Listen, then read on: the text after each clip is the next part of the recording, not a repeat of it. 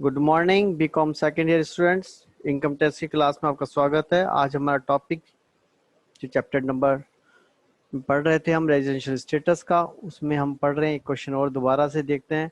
Mister Ramesh Kumar जो भारत में पैदा हुए 1 मार्च 18 को आगे पढ़ने के लिए न्यूयॉर्क चले गए और 1 अक्टूबर 2019 को प्रातः पुनः वापस भारत आ गए। करदान वर्ष 2021 के लिए उनकी निवास स्थिति बताइए। तो हमारा वित्त जो गत वर्ष है वो 1 अप्रैल 2019 से 31 मार्च 2020 तक का है। इस अवधि में अगर हम देखें तो अक्टूबर, नवंबर, दिसंबर, जनवरी, फरवरी, मार्च में 183 दिन रहे। पहली शर्त पूरी करी। दूसरी शर्त में देखा जाए तो 2018-19 में वह अनिवासी थे क्योंकि वह भारत में नहीं थे। 2017-18 में वह निवासी थे क्योंकि 1 मार्च 18 को भारत आए और लगभग पूरे भारत के बाहर गए। 1 मार्च 18 को भारत के बाहर गए, लगभग पूरे वर्ष फरवरी तक वह भारत में रहे, 182 दिन से ज़्यादा रहे। 16-17 में भी वह निवासी थे क्योंकि भारत में थे, तो उन्होंने 10 में से कोई से भी 2 वर्ष यह शर्त पूरी कर ली है। इसके अतिरिक्त 10 गत वर्ष से पूर्व के 7 वर्षों में 730 दिन से अधिक भारत में रहे क्योंकि दूसरी अतिरिक्त शर्त भी पूरी कर रहे हैं, तो वह भारत में उनका स्टेटस साधारण निवासी का होगा। ये समझ में आ गया होगा उम्मीद है। आगे चलते हैं। अब हम कहते हैं कि निवास स्थान के आधार पर कुल आय का क्षेत्र या कर भार, या इंग्लिश में बोलते हैं इंसिडेंस ऑफ टैक्स। एक्चुअली एक करदाता का कर का भार इस बात पर निर्भर करता है कि उसकी निवास स्थिति क्या है। इसके अतिरिक्त उसके द्वारा जो आय है वह कब और कहां से प्राप्त की गई, इस बात पर भी निर्भर करती है।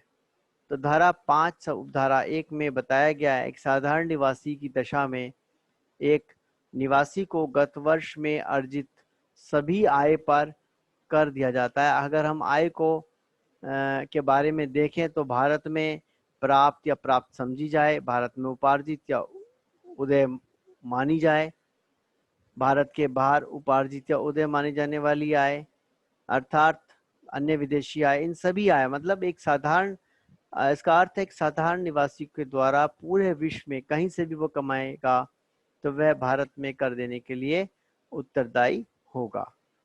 असाधारण निवासी को केवल भारत से संबंधित है और भारत में ऐसे भारत के बाहर व्यापार जो भारत से नियंत्रित होता है उसके लिए भी उसे आय पर कर देना होगा। अनिवासी को केवल भारत में प्राप्त और भारत से प्राप्त समझे जाने वाली आय पर ही उसे कर देना होगा, और या भारत में उदय या उदय जाने वाली आय पर ही कर देना होगा।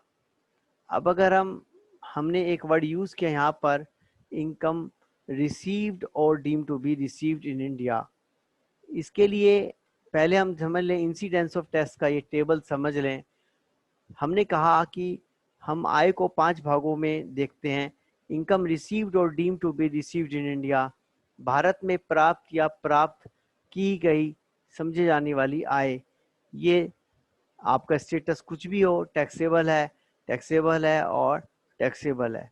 दूसरा है इनकम एक्रूड और deem to be accrued in India, Bharat में उदय या उदय मानी जाने वाली आय भी तीनों के लिए कर योग्य है, चाहे आपका स्टेटस साधारण निवासी का है या असाधारण निवासी का या अनिवासी का। तीसरा है income from business conducted outside India but controlled from India, Bharat के बाहर होने वाला व्यवसाय बिजनेस जो कि भारत के बाहर हो रहा है लेकिन उसका कंट्रोल एंड मैनेजमेंट भारत से हो रहा है, तो वह केवल साधारण निवासी और असाधारण निवासी की दशा के लिए कर योग्य होगा, अनिवासी के लिए कर योग्य नहीं होगा। अदर फॉरेन इनकम में टैक्सेबल है केवल साधारण निवासी के लिए, असाधारण निवासी और अनिवासी के लिए टैक्सेबल नहीं है।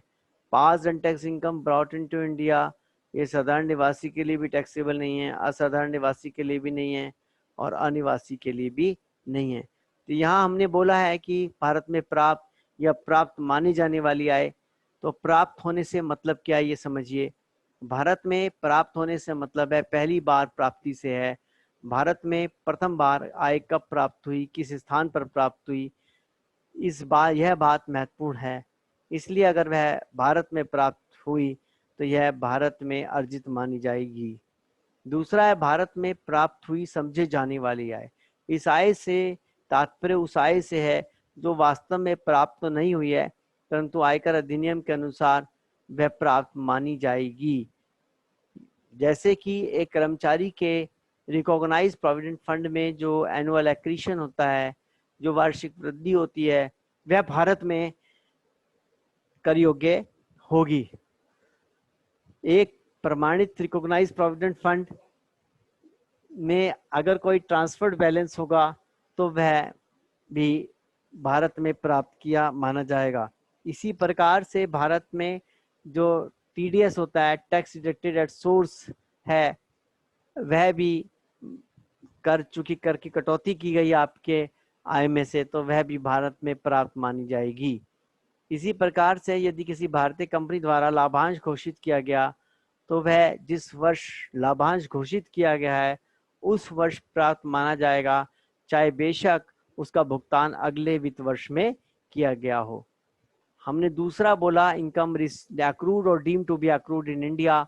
भारत में अर्जित आय, एक्चुअली अर्जित आय का मतलब है भारत में जितना भी आप व्यापार करेंगे, भारत में अगर आप सेवाएं देंगे तो वह व्यक्ति भारत में अर्जित मानी जाएगी, deem to be accrued in India मानी जाएगी। जैसे कि अगर आप भारत में सेवाएं देते हैं तो उसके लिए आपने वेतन अर्जित किया है, तो वह बेशक वेतन भारत के बाहर प्राप्त करें, लेकिन वह वेतन भारत में अर्जित माना जाएगा।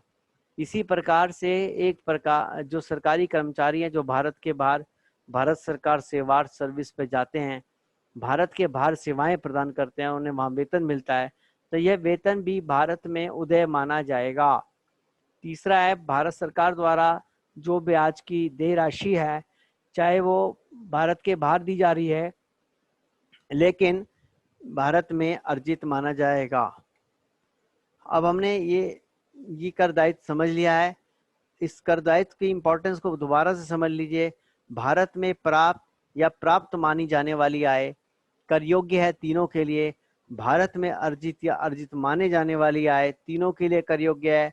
भारत के बाहर स्थित व्यापार और पेशे से आय तीनों पहले दोनों के लिए कर योग्य है, साधारण निवासी और असाधारण निवासी के लिए कर योग्य है, नॉन रेजिडेंट के लिए कर योग्य नहीं है। अन्य विदेशी आय केवल साधारण निवासी के लिए कर योग्य है, बाकी असाधारण निवासी और अनिवासी के लिए कर योग्य नहीं है।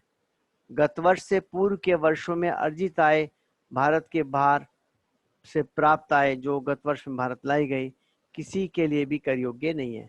ये हमारे पास एक स्क्रीन पर जो दिखाई दे रहा है, हमें इसी फॉर्मेट को याद रखना है और हमें इनको नंबरों के साथ याद रखना है कि 1 नंबर वाला, 2 नंबर, 3 नंबर, 4 नंबर, 5 नंबर जब हम सॉल्व करेंगे तो आसानी से हम जल्दी याद भी कर पाएंगे और सॉल्व भी कर पाएंगे।